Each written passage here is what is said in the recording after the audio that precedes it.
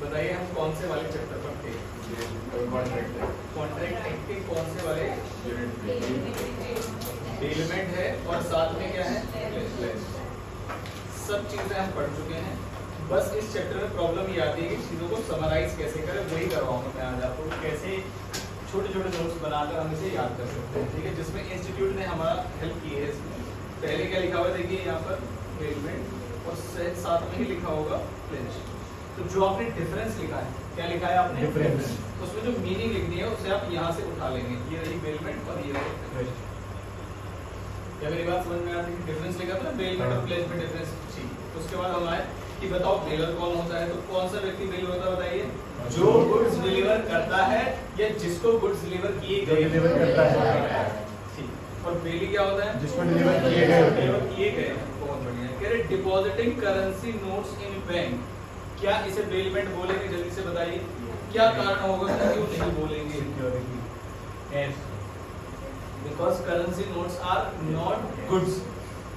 Currency notes जो है वो गुड्स नहीं है, इसलिए जो अदरवाइज तो हम बोलेंगे ना अपने पैसे में बैंक में रख के आया for safety purpose, for interest purpose या किसी पर्पस से, जब मुझे जरूरत होगी मैं वापस ले लूंगा। तो दिखने में तो लग रहा है ये बेलमेंट है। क्या मेरी बात समझ में आती है? लेकिन क्या ये बेलमेंट है?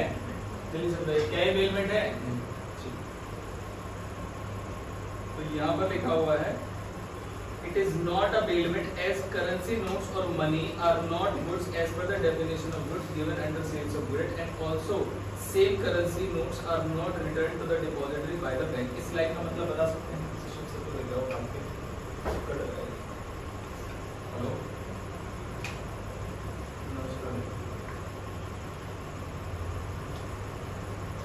मैं एक बात करा रहा हूँ आपसे, तो फोन लेके भी आना साथ में। क्या लिखा हुआ है? क्या आप मुझे लास्ट में बता सकते हैं क्या लिखा हुआ है? जल्दी से। Are not returned to the depositor of the bank by the bank। Last line and से।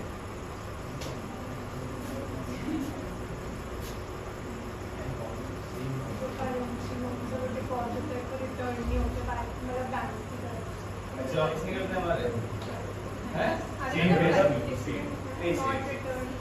हाँ पूरी लाइन पढ़िए, उसका सेंस बताइए, कोशिश करें दोबारा से पूरा दोबारा से।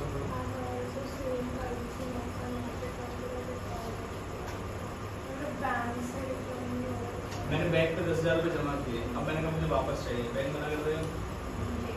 मेरी लाइन सही लिखी हुई है गलत लिखी हुई है? गलत लिखी हुई है। Very good. चारों बताएंगे अब। फिर बहुत दिन से ना बहुत बढ़िया तरीके से पीटा बच्चों को, अब मुझे समझ में नहीं आ रहा किस क्लास की आज रिमांड लगाऊं मैं। टीटीएस है आपके 6-7 क्लास कम से कम। तो जनाब शुरुआत अच्छी हो गई तो मतलब हाँ वो तो लास्ट में बढ़ते हैं ना। मैं सोच रहा हूँ शुरुआत अच्छी होगी तो फिर मजा ही आ जाएगा। सोचो ना घर से 5 मिनट लेट हो गए तो फिर लेट ही होते जा रहे हैं। सोच रहा हूँ आज अगर पिटाई लगा दूं क्लास में तो मतलब पूरे दिन मजा ही आ जाएगा मुझे। जी बताइए। आज मेरा मन है पिटाई करने का, पता नहीं क्यों, तो अच्छा अच्छा सा लग रहा है पीटने के लिए। मतलब क्या है इसका? कितनी एक मुश्किल बात है, रितिका बताएंगे। हाँ आप बताओ।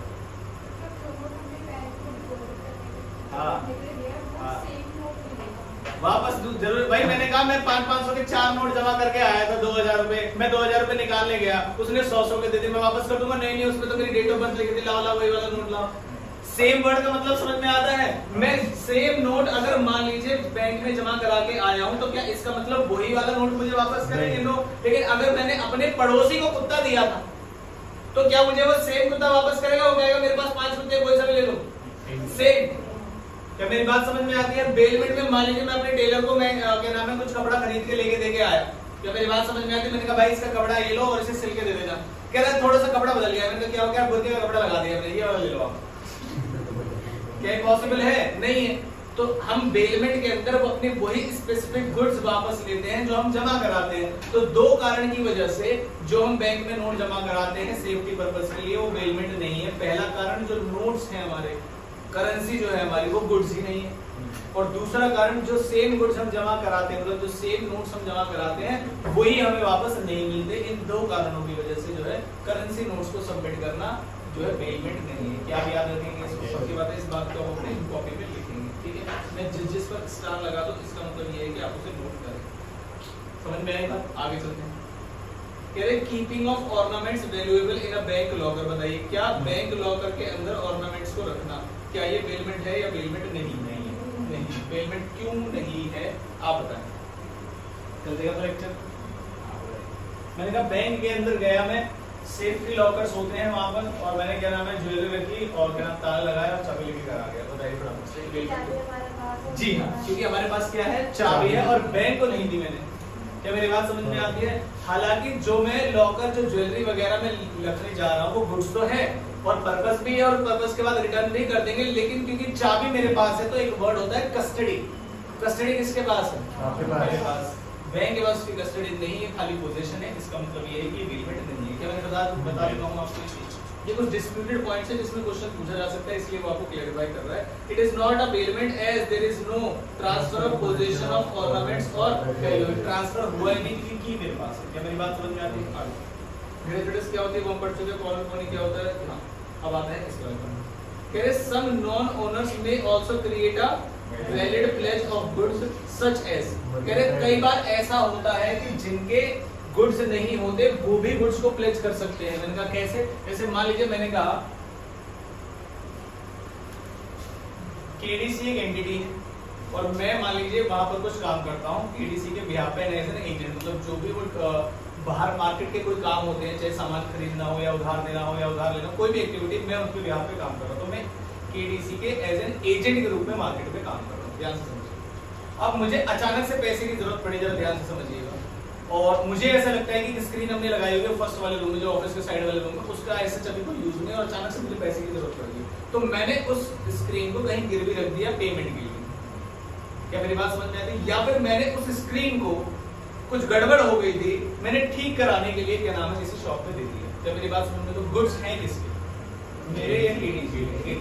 लेकिन क्या केडीसी के बिहाफ पे, केडीसी के अलावा, यानी कि मैं किसी भी पर्पस के लिए उसे बेलमेंट कर सकता हूँ, जैसे रिपेयर पर्पस के लिए बेलमेंट कर दी। जैसे मान लीजिए अभी जो यहाँ पर वो होते हैं ना एक्सटेंशन बोर्ड्स, वो एक साथ सारे खराब हो गए तो मैंने उसे ठीक करने के लिए दे दिया। क्या मैं उसका ओनर हूँ? Answer is no. Ownership bill किसके नाम पर है? केडीसी के। लेकिन क्या मैं उसे वैलिड तरीके से रिपेयर के लिए रख के आ पा रहा हूँ? पहला पॉइंट समझ में आया? कौन सा पॉइंट है? Mercantile agent. ठीक है, ये रहा पॉइंट आपका मर्केंटाइल एजेंट। नेक्स्ट कौन सा आया? को ओनर का मतलब ये है, जैसे मान के चलिए मैंने कहा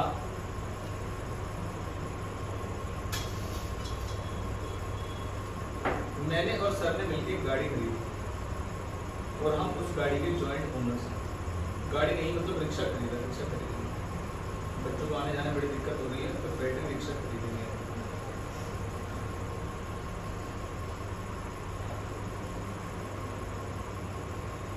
ठीक है, ये हमने ई रिक्शा खरीदा।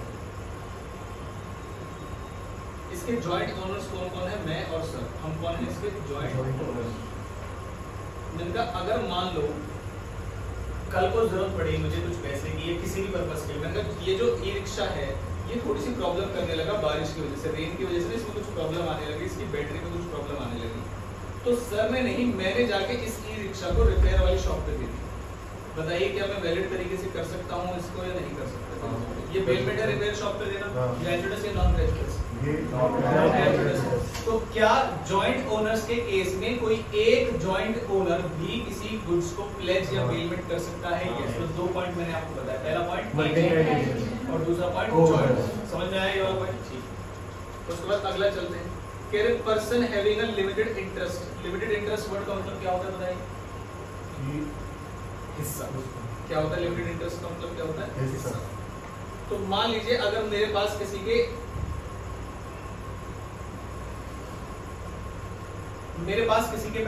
गुड्स हैं, उसने मेरे पास गिरवी रखे हुए हैं। किसके पास गिरवी रखे हुए हैं? मेरे पास। मैंने रास्ते से जा रहा था, मुझे गुड्स मिले, मैंने उन गुड्स को ठीक कराया, उसमें कुछ प्रॉब्लम थी, मान लीजिए फोन था, मैंने उस फोन में प्रॉब्लम थी, उसने कहा कि भाई 12,000 रुपए लगेंगे, मैं कल लगाओ। 12,000 रुपए का क्या नाम है?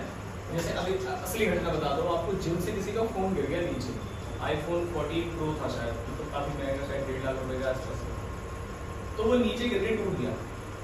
अब सोच लीजिए मैं नीचे से जा रहा हूँ, अब घटना सोचिए, गिर गया था ठीक, मैं नीचे से जा रहा हूँ, मुझे फोन दिखाई दिया अचानक से, यार फोन तो बहुत बढ़िया लग रहा है, मैं भी उसे स्क्रीन वाले के पास दिखाने लगे, मैंने कहा क्या प्रॉब्लम, कह रहा स्क्रीन पूरी टूट चुकी है, पूरी कितने पैसे लगेंगे, कह रहा 40,000 रुपये, 40,000 रुपये, कह रहे हाँ।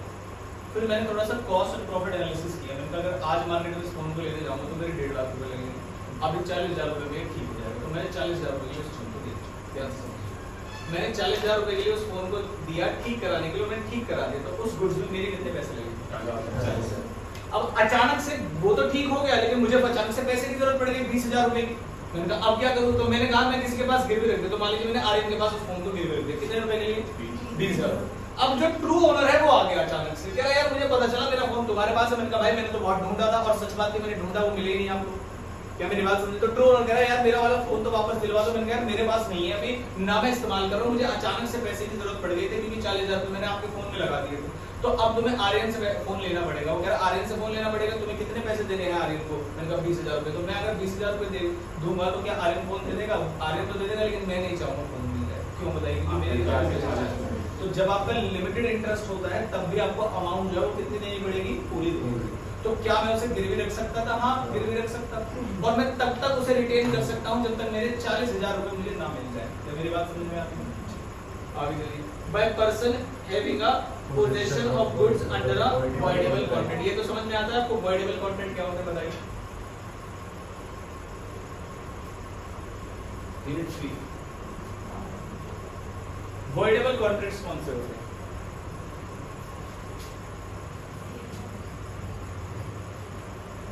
यूनिट 3 तक पहुंच गए।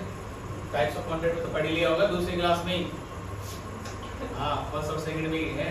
Void contract, voidable contract, valid contract. हाँ वॉइडेबल बताओ क्या होगा।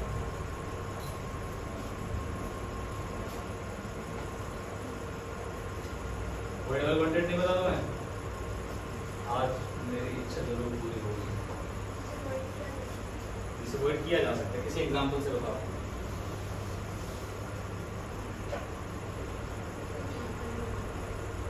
श्याम बताएगा।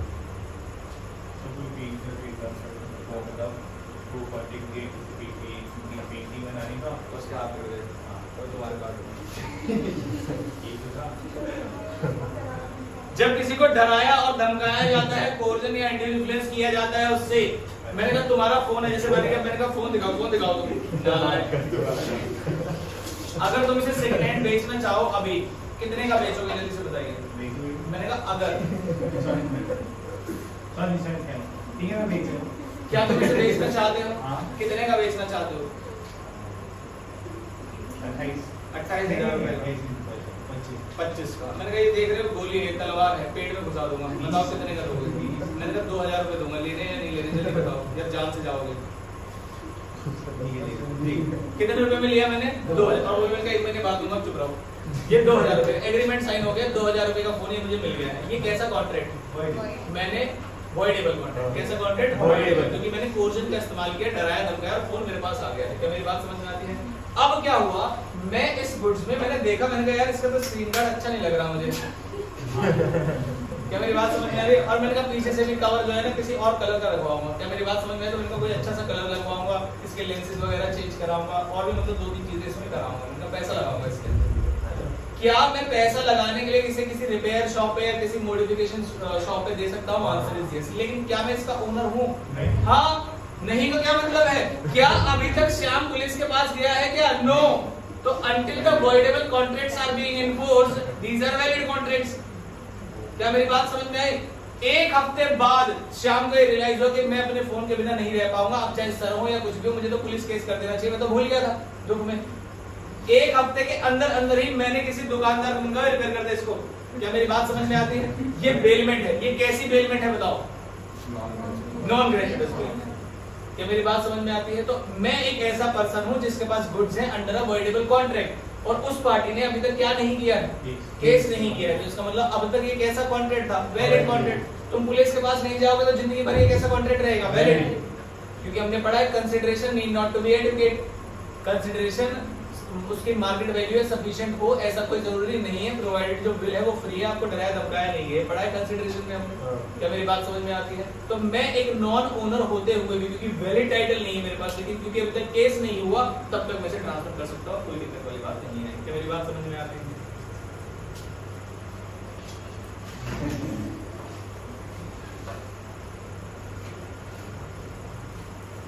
थोड़ा सा ना आज की जनरेशन को चीज़ों की वैल्यू जो होती है वो थोड़ा सा कम हो गई। ये आपकी गलती नहीं है कि जमाना इतनी फास्ट स्पीड से बढ़ रहा है। मतलब हमारे पास पहले एक ऐसा फोन आ जाता था जिसमें स्नेक क्या नाम है ऐसे चलता था, स्नेक और क्या नाम है इधर उधर उधर उधर बड़ा होता जाता था। स्नेक मतलब ऐसा लगता है जीवन में कितनी अचीवमेंट हो गई, देखो सांप इतना बड़ा कर दिया। क्या मेरी बात समझ में आती है? अब आजकल क्या है, लोगों के मतलब जीवन इतना फास्ट चला, जो लोग गेम्स भी खेलते थे ना, अब उनका गेम्स में भी शौक उतर गया है। रीजन बताता हूँ मैं आपको, रीजन दिया जैसे एक रील आई 15 सेकंड की, उसमें बहुत कुछ है, बहुत कुछ का मतलब उसके अंदर साउंड भी है, उसके अंदर सिचुएशन भी है, उसके अंदर फनी चीज भी है, उसके अंदर सीरियस चीज भी है, उसके अंदर जीवन के उद्देश्य भी है, बहुत सारी चीजें कंबाइन करके 15 सेकंड में उसे तुरंत मैं अपना मूड चेंज करने के लिए चेंज करूंगा, वो किसी और चीज की आ जाएगी। क्या मेरी बात समझ में? अब ये चीज ना आपको किसी 3 घंटे की मूवी में मिलेगी क्योंकि बहुत देर बैठना पड़ता है, गेम में भी अगर मर जाएगा तो दोबारा स्टार्ट करना है। तो आज की डेट में जो आज की जनरेशन है हमारे, उसके पास पेशेंस लेवल बहुत कम है। जैसे रील है उसमें देखो मजा कितना आ रहा है, 15 सेकंड में अभी दुख वाली रील आ गई थी माँ के ऊपर, तुरंत उसके बाद दोस्त के ऊपर आ गए क्या नाम, उसके बाद जिस दोस्त का नाम इस से शुरू होता है पार्टी देनी, तो तुरंत उसके बाद भेजने लगेंगे देख तेरा नाम आ रहा है इसमें, वो जिसका नाम इससे शुरू होगा वो कोई फनी सी कोई लेडीज बन रही होगी, कहीं उसकी शादी किससे होगी, तो उसको भेजेगा देख तेरे लिए क्या नाम है। मेरी बात समझ में आ रही है? क्या मेरी बात समझ में आती है? तो कारण ये है कि जनरेशन जो बड़ी, अब जैसे शाम को मान लीजिए फोन मिला 28,000 रुपए का, अब इसकी एज अभी 12th पास की है, क्या मेरी बात समझ? 12th पास करने तक अब हमारे घर में कोई वैल्यू ही नहीं थी, तो फोन तो बहुत दूर की बात है। क्या मेरी बात समझ में आती है? तो वैल्यू थोड़ी थोड़ी देर में होगी, है ना? अब आते हैं पेलमेंट में। हमने कहा पेलमेंट की मीनिंग तो पता है, तो कितने देखो ये बने हैं शॉर्ट नोट्स, आप सारे बच्चे आज घर जाके इसे डायग्रामेटिक फॉर्म में देखो, सब बना हुआ है यहाँ पर, जिससे आपके लिए याद हो जाएगी। क्या मेरी बात है? इसी से आपको याद हो जाएगी सारी चीजें, और मैं इसको आपको इस बार पढ़ाऊंगा। उसने कहा पार्टीज जैसे एक चार्ट टाइप बनाओगे आप, और सही तरीके से और फेयर बनाओगे, मैं चेक करूंगा। जैसे मान लीजिए कॉपी के 2 पेज है, तो आप दोनों पेजों पे मिला के भी बना सकते हो ऐसे करके, जैसे आपको ठीक लगे, लेकिन फेयर होना चाहिए। कैसा होना चाहिए? फेयर। ये नहीं कि यहाँ घुसड़ करके यहाँ 4 अंदर घुसा दिए, यहाँ के 4 फाउंडर का पैर उधर और पौनी इधर, ये नहीं करना आपको। क्या मेरी बात समझ में आती है? ठीक। पार्टीज पे आते हैं, बताओ कितनी पार्टीज होती है बेलमेंट के अंदर? तो अभी हम पढ़ चुके हैं। एसेंशियल्स क्या है इसके, ये बहुत इंपॉर्टेंट है, जरा ध्यान दीजिएगा। कितने एसेंशियल्स होते हैं बेलमेंट के? 4। बस पहली चीज क्या है कि आपके बीच में क्या होना चाहिए? एग्रीमेंट। दूसरी चीज क्या होनी चाहिए? डिलीवरी ऑफ गुड्स, यानी गुड्स डिलीवर करना बहुत इंपॉर्टेंट है। ऐसा एमसीक्यू में भी पढ़ा था हमने, याद करो। वो कहते हैं प्राइस तय करना और ये सब करना, कुछ नहीं है। बेलमेंट में एसेंशियल इंग्रेडिएंट क्या है कि आपको गुड्स डिलीवर करने पड़ेंगे फॉर सम पर्पस, और उसके बाद क्या लेना पड़ेगा? क्या मेरी बात समझ में आ गई? पक्की बात है। पहले आपको क्या करना पड़ेगा? एग्रीमेंट के बाद आप जाएंगे गुड्स डिलीवर करते हैं, किस चीज के लिए? पर्पस के लिए। और जब पर्पस पूरा हो जाएगा रिटर्न, इसी को मीनिंग भी बोलते हैं, इसी को एसेंशियल्स। इसके अलावा कोई भी चीज है एमसीक्यू में आप नहीं बोलेंगे कि एसेंशियल्स में। क्या मेरी बात समझ में आ गई? पक्की बात। अब आते हैं काइंड्स ऑफ बेलमेंट। कितने तरीके की बेलमेंट होती है? देखो जरा ध्यान से। On the basis of benefit, कि बेनिफिट किसको हो रहा है। For the benefit of baler भी होता है, for the benefit of belly भी होता है, और for the benefit of both भी होता है। आप मुझे एग्जांपल देंगे for the benefit of baler कब होता है? कल पढ़ाया था मैंने, बैकअप देखा था, आपको बताइए। हमारे एक टीचर है, उनका नाम भी अंशिका है। क्या मेरी बात समझ में आती है? तो जब भी मुझे उन्हें क्या नाम है कुछ बोलना होता है तो बोलूंगा आज अंशिका को बहुत पीटूंगा।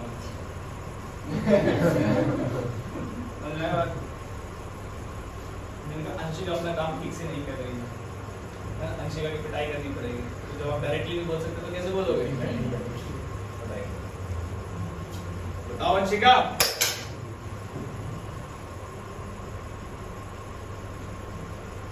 बेलर के फायदे के लिए बेलमेंट कैसे होती है? कल एग्जांपल्स कर रहे थे ना बहुत सारे क्लास में, बेलर के फायदे के लिए क्या होगी, बेलर की पहली के फायदे के लिए क्या होगी, बताओ जरा। एक एग्जांपल तो फिर बता दो।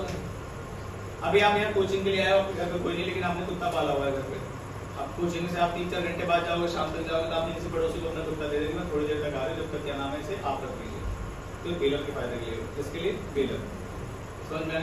अब आपके घर में मान लीजिए खरगोश है, आप उसे बंद करके भी आ सकते हैं, कोई दिक्कत वाली बात नहीं है। लेकिन पड़ोसी ये कह रहे हैं कि जब तक आप जा रहे हो तो आप तो रहते ही नहीं, तो थोड़ा सा हमें दिखा दीजिए हमारे बच्चे के लिए खरगोश। क्या मेरी बात समझ में? उसे बोलते हैं क्या? समझ में आया मेरी बात? आपको समझ आया? आप और आप एग्जाम्पल देंगे।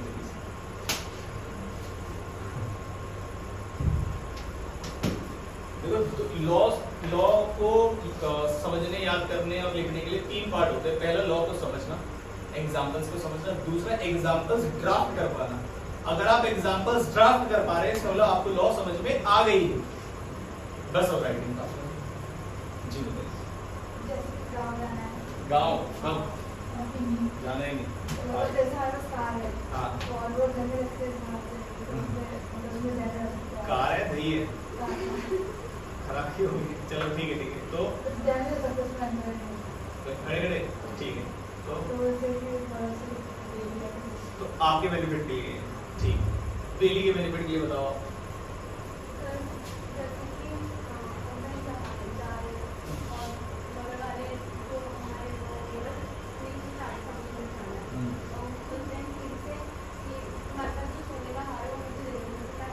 हाँ ये बहुत होता है, पता है। हालांकि इसमें रिस्क बहुत है, लेकिन कुछ लोग होते हैं, एक वर्ड होता है ना हवाबाजी, उसे करने के लिए कि खुद नहीं खरीद रहे तो क्या नाम है, जिसके पास है उससे खरीद ले जाते। बिल्कुल ठीक बात कही आप। तो दे देते हैं मुझे ऐसे। मेरे मम्मी ने एक बार मेरे लिए सोने की चेन बनवाई, तो मुझे पहनने के लिए दी। थोड़ा सा जब ऐसे होता है ना कि कोई पास ही होते हैं, तो ऐसा लगता है कि हमें दिखाना चाहिए हमारे पास पैसा है, जबकि है नहीं, तभी लगता है कि दिखाना चाहिए। तो उन्होंने बनवाई, तो मैंने 1 महीना पहनी। अचानक से मम्मी ने कहीं न्यूज़ में देख लिया कि चेन स्नैचिंग की घटना हुई। पेट्रोल पंप के पास एक व्यक्ति जो है फोन चला रहा था, मतलब पेट्रोल भरवा के थोड़ा सा वेट कर रहा था किसी का, तो उसका फोन और चेन दोनों छीन के ले गए। उस दिन का दिन है और आज का दिन है, 5 साल हो गए बात को।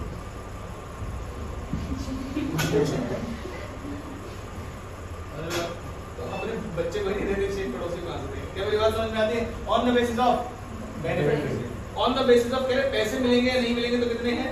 2, ग्रेचुइटस और मैं आपको गारंटी देता हूँ इस बात की कि क्वेश्चन पेपर में आप गलत ही करेंगे, इसको ध्यान रखना, गलत मत कर देना, कंफ्यूज हो जाते हैं बच्चे ग्रेचुइटस और नॉन ग्रेचुइटस।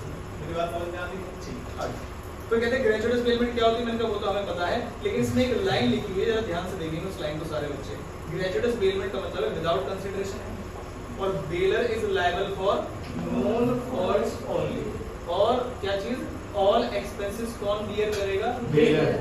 लेकिन अगर नॉन ग्रेचुइटस है तो आपको समझ में आता है क्या होता है उसके अंदर। तो नॉन ग्रेचुइटस के अंदर जो छोटे मोटे खर्चे, जैसे मैंने आपको बताया था कार वाले, जिसमें पेट्रोल डलवाना है, तो बेलर डलवाएगा, बेली डलवाएगा। तो जो इमरजेंसी है, एक्स्ट्राऑर्डिनरी खर्चे हैं, वो तो बेलर देता है, लेकिन नॉर्मल खर्चे कौन देता है? बेली। तो ये बेली कंसीडरेशन होते हैं। कौन लायबल होता है? बेलर इज लायबल होता है। कौन से फॉल्ट्स के लिए? और यहाँ पर कौन सा लिखा हुआ है? Non faults. समझ में आता है इसका मतलब क्या होता है? ठीक। और कौन से खर्चे देगा? सिर्फ एक्स्ट्राऑर्डिनरी। पूरा पॉइंट है, लेकिन शॉर्ट में लिख दिया इन्होंने। आप भी ऐसे ही करें, कोई दिक्कत वाली बात नहीं आएगी आपको। फिर उसने कहा ड्यूटीज एंड राइट्स आ जाते हैं, इसमें से क्वेश्चन आपके पास आ सकता है एग्जाम में, लेकिन बच्चे कह रहे ड्यूटीज ऑफ बेलर और राइट्स ऑफ बेलर दिए हुए हैं, ऐसे ही ड्यूटीज ऑफ बेली और राइट्स ऑफ बेली दिए हुए हैं। जब हम पढ़ेंगे तो पता है कैसे पढ़ेंगे? अगर मैं पढ़ रहा हूँ ड्यूटीज ऑफ बेलर, तो मैं पढ़ूंगा क्या? Rights of Bailey. Rights of बेली। तो अभी पहले इन दोनों को पढ़ते हैं। अगर मैं राइट्स ऑफ बेलर पढ़ रहा हूँ तो ड्यूटीज किसकी पढ़ लूँ? बेली। राइट्स ऑफ बेलर वर्ड का मतलब क्या होता है? जो सामान दे रहा है उसके क्या अधिकार है? क्या अधिकार है बताओ? अगर bailee as per the terms of agreement नहीं चल रहा है तो हम टर्मिनेट कर सकते हैं, अपने गुड्स वापस ले सकते हैं। जैसे कि मैंने आपको बताया था, मैंने कहा था भाई आप क्या नाम है गाड़ी चला सकते हैं, उसने ओला उबर में लगा दी महीने के लिए, खुद से चला लेना, और ये पर्पस बिल्कुल अलग होगा, मैं इसे टर्मिनेट कर सकता हूँ। डिमांड रिटर्न ऑफ गुड्स अपनी मर्जी से, अगर आप गुड्स को रिटर्न करना चाहते हो तो आप रिटर्न करवा सकते हैं। अगर ग्रेचुइटस बेलमेंट है, फॉर फ्री है, तो आप किस समय गुड्स को वापस ले सकते हैं? जब आपकी मर्जी। लेकिन अगर आपके वापस लेने से बेली को कोई नुकसान हो रहा है तो क्या वो कंपनसेट करना पड़ेगा? यस। उसके बाद नेक्स्ट लिखा हुआ है aggression. What is meant by aggression? जो उसका एक्स्ट्रा जो मिलेगा वो मिल जाएगा। Right against the third party. Third party के अगेंस्ट क्या राइट होता है बताइए? बेलर का। मैंने कहा बेली ने मेरे से बिना पूछे किसी और को गुड्स इस तरीके से दे दिया, वो यूज करे, तो क्या मैं थर्ड पार्टी से डायरेक्टली गुड्स ले सकता हूं? Answer is yes. But as a true owner जो है मैं उसका।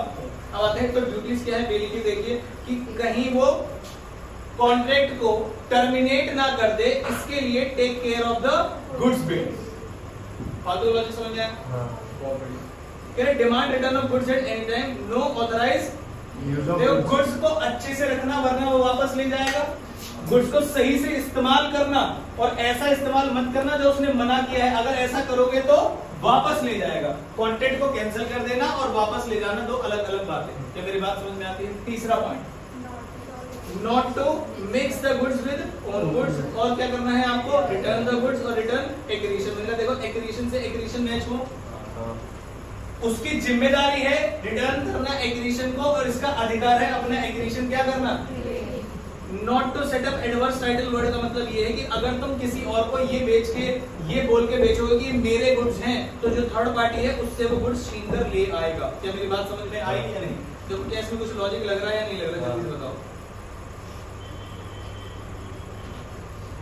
तो अलग से कौन से पॉइंट हो गए, जल्दी से बताओ। अलग से not mix goods with own goods और रिटर्न करो। तो मैंने कहा चलो राइट से याद करना शुरू करते हैं। यहाँ पर आ गए हम राइट्स ऑफ बेल पर। क्या राइट है इसका? Terminate the bailment. अगर आपको बचाना है बेलर से तो बेली की क्या जिम्मेदारी है, take care of the goods. दूसरा, इसके पास अधिकार है कि ये गुड्स को किसी भी समय पे वापस ले सकता है, तो इसे बेली को किस बात का ध्यान रखना चाहिए कि अनऑथराइज्ड इस्तेमाल यूज ना करें। तीसरा पॉइंट है क्लेम एक्रीशन, और उसका क्या है, टू रिटर्न द एक्रीशन, और यहाँ पर क्या है, right against the third party और not to set up adverse title. इसके अलावा कितने पॉइंट्स हैं? 2, कि आपको गुड्स को रिटर्न करना है और मिक्स नहीं करना है। याद हुए? पक्की बात? पक्का? पूछ लो। ठीक।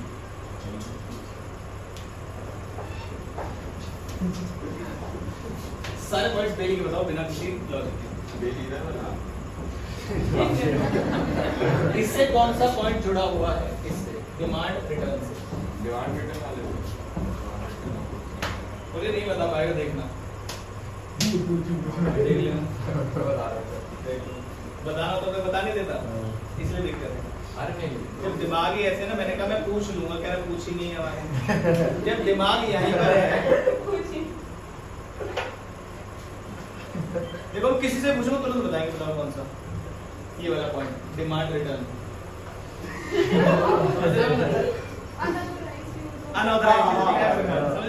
लेकिन तुम्हारा पूछ पर है। आप बताओ पहला वाला पॉइंट टर्मिनेट कब कर देंगे?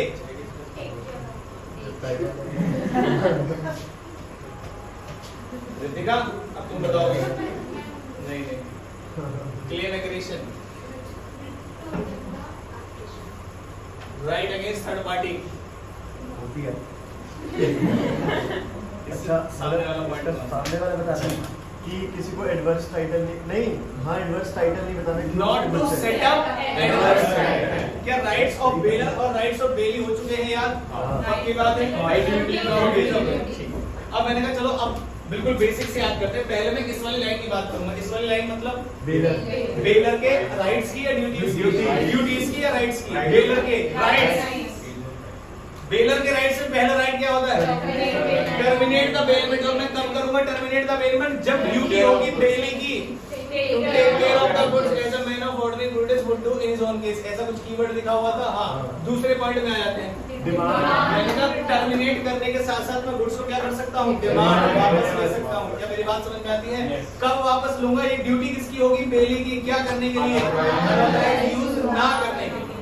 तीसरा, मैंने कहा भाई मैं अपने गुड्स तो वापस ले ही सकता हूँ, एक्रीशन भी वापस ले सकता हूँ। क्या मेरी बात समझ में? और उसकी क्या ड्यूटी है? एक्रीशन वापस करे। मेरे पास अधिकार है कि मैं थर्ड पार्टी को स्यू कर सकता हूँ, और उसकी ये जिम्मेदारी है not to set up adverse. 2 चीजें हो रही है भाई, मेरे गुड्स को मिक्स मत करना और मेरे गुड्स को वापस कर देना। क्या मेरी बात समझ में आई? अब मुझे क्या पढ़ना है? और राइट्स ऑफ बेली। उनका बेली के राइट्स हैं कि वो जो गुड्स है जरूरी नहीं है सारे जॉइंट ओनर्स को ढोल पीट के वापस करें। अगर जॉइंट ओनर्स हैं, 4 है, 5 है, कितने भी है, तो किसी एक को भी आप वापस कर दोगे तो मान लिया जाएगा आपने अपनी जिम्मेदारी का पूरा जो है काम कर दिया। दूसरा कौन सा पॉइंट है? Right to compensation. तीसरा, नेसेसरी एक्सपेंसेस। देखो कंपनसेशन और एक्सपेंसेस में क्या डिफरेंस है? इनका कंपनसेशन होता है लॉस के लिए, और एक्सपेंसेस जो हमने इनकर किए हैं गुड्स के लिए। क्या मेरी बात समझ में आती है? अगर कुत्ते ने मुझे काट लिया है तो उसे क्या बोलूंगा मैं? कंपनसेशन। क्या मेरी बात समझ में आती है? लेकिन अगर मैं बोलूं कि कुत्ते का मैनिक्योर पेडिक्योर खाना पीना मैंने ये सब करवाया तो क्या बोलूंगा उसको? पहला समझ में आया?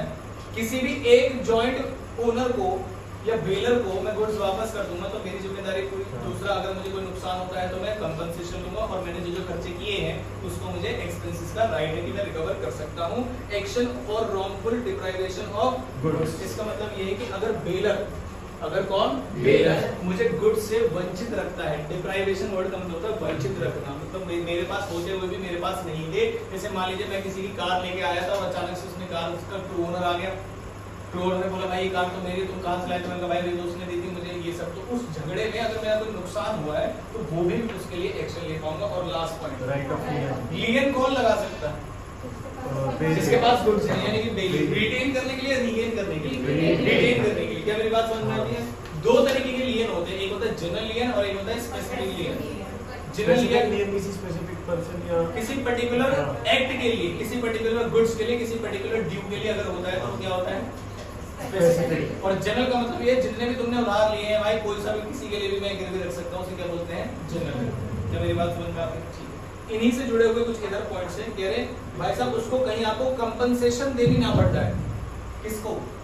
बेली को। तो आप उससे पहले क्या कर दीजिए? Disclose no funds. उसके पास अधिकार है एक्सपेंसेस क्लेम करने का, आपके पास ड्यूटी है उसके एक्सपेंसेस को बेयर करने की। लॉजिक समझ में आ रहा है?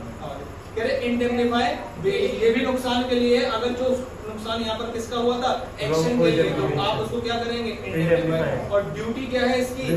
ड्यूटी उसका, उसकी रिस्पॉन्सिबिलिटी थी कि आपको गुड्स रिटर्न करे, तो ये आपकी रिस्पॉन्सिबिलिटी है कि गुड्स क्या करेंगे? रिसीव। क्या मेरी बात समझ में आती है? ये बहुत इंपॉर्टेंट है, लॉजिक बना के आपकी कॉपी में होनी चाहिए, लेकिन ऐसे मत लिखना, आमने सामने लिखना। आमने सामने का मतलब ड्यूटीज और राइट्स ऑफ बेली है भी, अगर आप चेक करेंगे तो ठीक है। तो एक्स्ट्रा पॉइंट होता है यहाँ से लिखना है। फिर आते बताओ जरा बेलमेंट टर्मिनेट कब कब होती है? तो मैंने कहा सबसे पहला पॉइंट क्या है टर्मिनेशन का? और एक्सपायरी ऑफ स्टिपुलेटेड पीरियड, जो भी समय था बेलमेंट को खत्म होने का, जैसे ही वो आ जाएगा आपको क्या नाम है? खत्म हो जाएगा। Accomplishment of specified purpose. मैं मान लीजिए मैंने कहा कि गांव गया था मैं 1 महीने के लिए और मैं आपको गुड्स देके गया था, 1 महीना हो गया, अब आपको गुड्स वापस दे देने। तो मेरी बात समझिए, इसे बोलते हैं कौन सा वाला? पर्पस वाला या टाइम वाला? टाइम वाला। 1 महीने के लिए गया था। क्या मेरी बात समझ में आती है? पर्पस ये था मैंने अपनी वॉच ली थी रिपेयर करने के लिए, वॉच रिपेयर हो गई तो गुड्स वापस देना चाहिए, यस ये पर्पस। उसके बाद next doing anything inconsistent with condition. Condition ये थी कि भाई सिर्फ आप इस्तेमाल करेंगे, और आपने क्या किया? खुद भी इस्तेमाल कर रहे हो और पूरे मोहल्ले को भी इस्तेमाल करा रहे हो। क्या मेरी बात समझ में आती है? तो आप कोई ऐसा काम कर रहे हो जो कि क्या है? इनकंसिस्टेंट विद कंडीशन है, जो कि लगाई गई थी, तो ये टर्मिनेट किया जा सकता है। दूसरा क्या है? ग्रेचुइटस बेलमेंट। कब खत्म की जा सकती है? जब आपकी मर्जी, बस नोटिस दे देना और ध्यान रखना अगर कुछ उसका नुकसान हो जाए तो उसकी भरपाई कर देना। आगे बाय डेथ, किसकी डेथ? दोनों की में से किसी की डेथ वाले केस में जरा ध्यान से देख लीजिए। डेथ में 2 पॉइंट। डेथ के केस में अगर बेलमेंट कौन सी होगी? ग्रेचुइटस। तो अगर ग्रेचुइटस बेलमेंट होगी तो किसी की भी डेथ पे टर्मिनेट हो जाएगी, और अगर नॉन ग्रेचुइटस होगी तो डेथ से टर्मिनेट नहीं होती है। वो कार एजेंसी देखेगी। मैंने कहा कार एजेंसी वाला मर गया, मैंने कोई बात नहीं, एजेंसी थोड़ी मरी, तो मेरा तो बेलमेंट चलती रहेगी। तो इसे बोलते हैं नॉन ग्रेचुइटस बेलमेंट। तो अगर नॉन ग्रेचुइटस बेलमेंट है तो ये टर्मिनेट हो जाएगी, इसके भी बनने पर terminate on death of either word का मतलब क्या है यहाँ? आइदर किसके? या तो बेलर के या फिर बेली।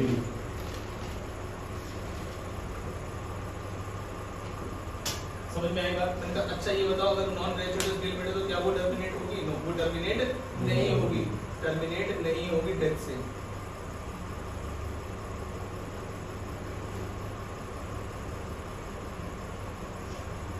क्या मेरी बात समझ में आती है? और नेक्स्ट क्या लिखा हुआ बताइए?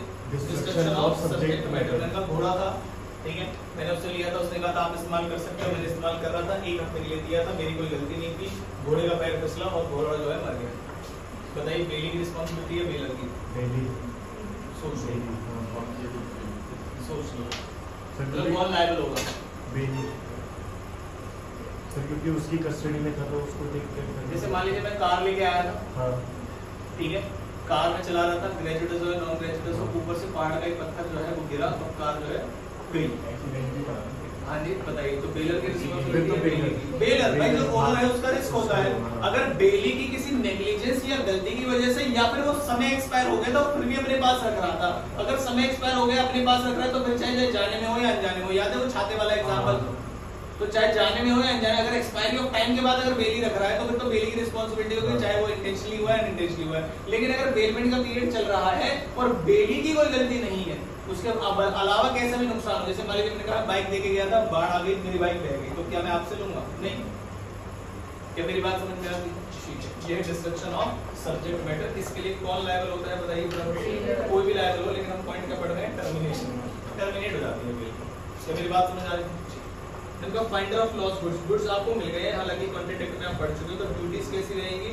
सेम एज पहले की। राइट क्या रहेंगे कि लीन लगा सकते हो आप, reward for sale for reward, अगर उसके ऊपर कोई रिवॉर्ड लगाया हुआ है कि जिसको मिलेगा इतने पैसे तो वो भी ले सकते हो, और अगर ना मिले तो गुड्स को क्या कर सकते हो? सेल। क्या मेरी बात समझ में आती है? ठीक। उसके बाद जनरल और स्पेसिफिक लियन मैंने आपको बता दिया। जनरल लियन क्या होता है? Right to retain the goods in respect of any debt. Any debt का मतलब कोई भी, और पर्टिकुलर क्या होता है? Right to retain any goods in respect of concern debt only. ठीक है, आगे चलते हैं। प्लेज आपने पढ़ लिया है। जैसे मैंने आपको बेलमेंट पढ़ाया है, वैसे ड्यूटीज वगैरह किसकी होती हैं? ओनर, पॉनी और क्या आप इसे लिख लेंगे? हाँ। पक्की बात। मैं एक बार आपको कुछ क्या बता देता हूँ। हाँ। क्या ऐसा भी हो सकता है कि मालिक के अलावा जिसकी गुड्स नहीं है वो गिरवी रख सके? कह रहे हैं हाँ। सबसे पहले कौन सा पॉइंट है? सिंपल है। दूसरा मतलब पर्सन अंडर वॉइडेबल कॉन्ट्रैक्ट, ये समझ में आया? आज ही बताया मैंने आपको। तीसरा क्या है? Pledge by where pawnee has only a limited interest, बताया था आपको 5000 20000 वाला point. Pledge by owner in position, 4 लोगों के गुड्स हैं, एक के पास गुड्स है तो क्या वो भी गिरवी रख सकता है? हाँ, इसमें कोई दिक्कत नहीं। प्लेज बाय बायर और सेलर इन पोजीशन, पता है आपको ये चीज क्या होता है? बायर ने अगर खरीदने से पहले गुड्स अपने पास लेके आया, देखो 2 पॉइंट है इसमें। इनका मान लीजिए सेलर गुड सेल हुए, गुड्स सोल्ड, और गुड्स के जो सोल्ड हुए वो था टीवी, याद समझना। और ये कॉन्ट्रैक्ट में बता चुका हूं मैं आपको, सॉरी सेल्स ऑफ रेट में ट्रांसफर बाय नो मोर, लेकिन मैं उसको शॉप नहीं छोड़ के आ गया टीवी में। याद है आपको एग्जांपल? और मैं चला गया लाजपत नगर में बाहर गोलगप्पे खाने, ठीक है? लाजपत नगर में चला गया मैं, और मैं यहाँ पे लिख रहा हूँ गोलगप्पे खाने। पहले मैंने टीवी खरीद लिया था, लेकिन मैंने टीवी तो सर पहले जाके घूमूंगा नहीं पूरे उसको मार्केट में। और ऐसा भी देखा होगा आपने कई बार कि आपने किसी पर्टिकुलर शॉप से सामान खरीदा, उस पे उसका लोगो लगा हुआ था, सारी चीज़, आपने कहा भाई साहब पे नहीं है, जो हम किसी दूसरी दुकान पे जाएंगे ना, उसे ऐसा लगेगा कि मतलब हम उसकी दुकान पे नहीं गए। ऐसा करते हैं नहीं करते? तो कई बार हम गुड्स खरीद के सेलर के पास ही छोड़ देते, तो ध्यान रखना आप लोग भी, अगर कल को सेलर का दिमाग खराब हो जाए और वो उस गुड्स को या तो सेल कर दे या प्लेस कर दे, लेकिन यहाँ पर किस चीज का क्वेश्चन चल रहा है? प्लेस का। तो कह रहे अगर इस केस में सेलर ने, जिसके पास क्या है? पोजीशन, लेकिन क्या ओनरशिप है? नहीं। ओनरशिप किसके पास है? जो नया ओनर बना है। क्या मेरी बात समझ में आती है? ओनरशिप इसके पास है, लेकिन क्या तब भी ये प्लेस करेगा तो ये वैलिड प्लेस होगा? आंसर इज यस, ये वैलिड होगा, प्रोवाइडेड जो व्यक्ति खरीद रहा है वो कैसे खरीदेगा?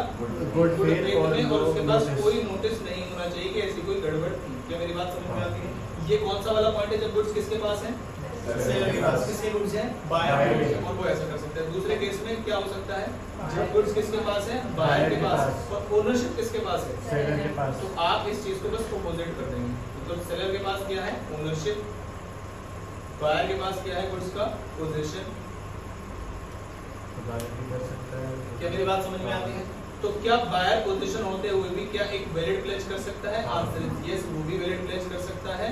इसकी भी 2 ही कंडीशन है, बताइए क्या? पहले न्यू बायर जो पॉनी है, बायर नहीं पॉनी है, और प्लेज कर रहे हैं, ठीक है? गुड फेथ में, और क्या होना चाहिए? No notice. आई होप यहाँ तक आपको समझ में आया। फर्स्ट चैप्टर में समझ में था, एमसीक्यू और प्रिंसिपल्स में आपको करा चुका हूँ। चैप्टर को करते हैं समाप्त। अगले चैप्टर की तरफ बढ़ेंगे इसके बाद, मतलब मंडे की क्लास में अगले चैप्टर की तरफ बढ़ेंगे। उससे पहले 15 से 20 मिनट का एक ओरल टेस्ट दूंगा मैं आपका मंडे को। ओरल टेस्ट के बाद फिर हम अगले की तरफ चलेंगे। क्या मेरी बात समझ में? लाइन पूछूंगा, अंदर पूछो, कुछ भी पूछो, तो आप इसको एज इट इज बना लेंगे। सभी को समझ में आएगी? आपको बहुत बहुत धन्यवाद। आपका दिन शुभ हो।